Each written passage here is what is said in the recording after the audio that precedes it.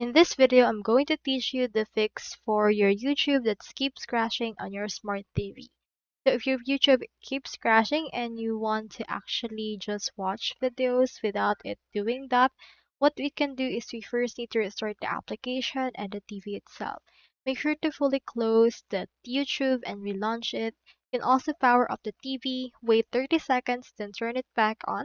This clears temporary glitches on your account and device. Next, you need to check the internet connection if it's fast or stable enough.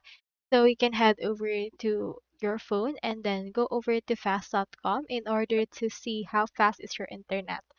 Next, you can update your YouTube app from your TV's App Store. You first need to head over to your App Store right there, click onto the search bar and search right here for YouTube.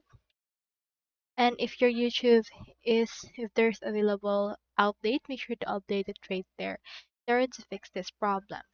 So that's all there is today, and I hope this video helped you out.